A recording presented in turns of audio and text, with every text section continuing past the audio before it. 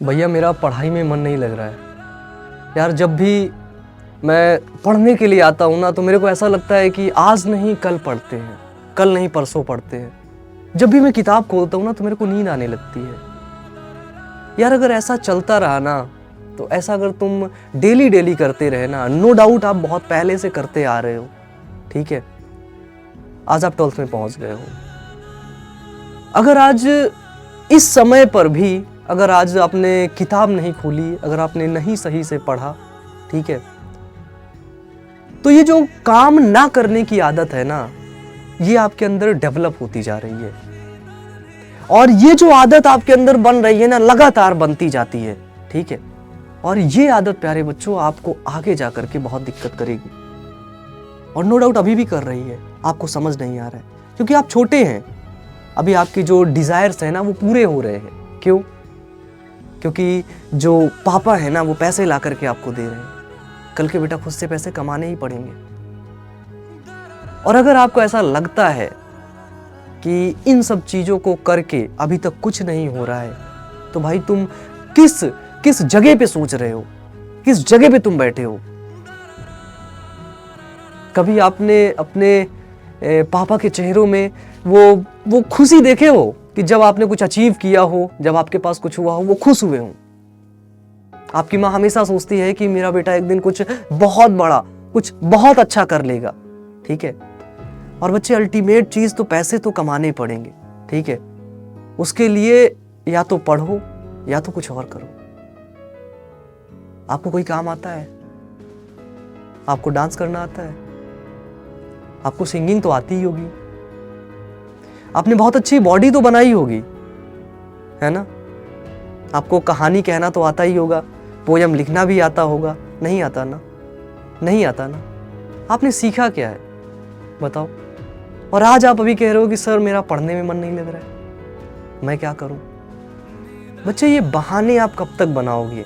कब तक ये बहाने आप बनाते रहोगे और अपना टाइम वेस्ट करते रहोगे? बच्चों ये टाइम ना कभी नहीं आपको मुड़ के देखेगा पीछे से फिर से, ठीक है। कि ये टाइम जो निकल गया ना, कभी आप इसको वापस नहीं ला पाओगे। जो अभी टाइम है ना, उसमें जो कुछ करना है कर लो।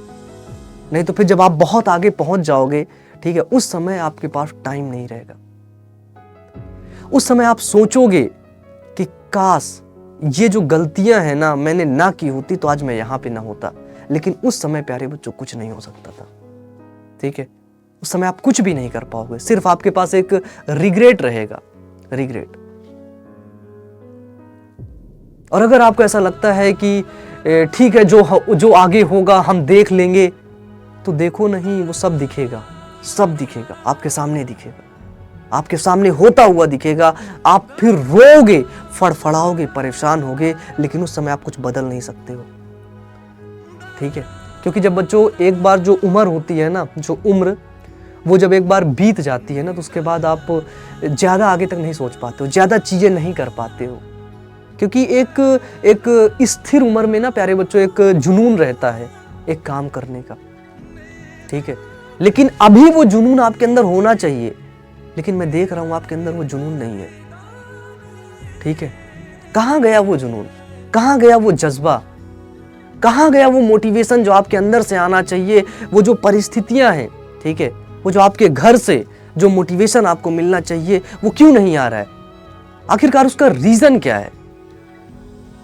और अगर आज आपके अंदर ये चीजें नहीं हो रही हैं, तो बच्चे आगे आप परेशान होने के लिए रेडी हो जाओ, ठीक है। क्योंकि अभी आपका पढ़ाई में मन नहीं लग रहा है, ठीक है। कल के आप कुछ और काम करोगे तो उसमें भी मन नहीं लगेगा, और फिर आप एक्सक्यूज दोगे कि यार मेरा तो काम करने का मन ही नहीं कर रहा है, अब मैं क्या करूं? बच्चे ये जो आदत होती है ना मन लगना, परेशान होने की, ये हमेशा चलती रहेगी, हमेशा। और उसी में किसका काम करने में मन लगता है बताओ?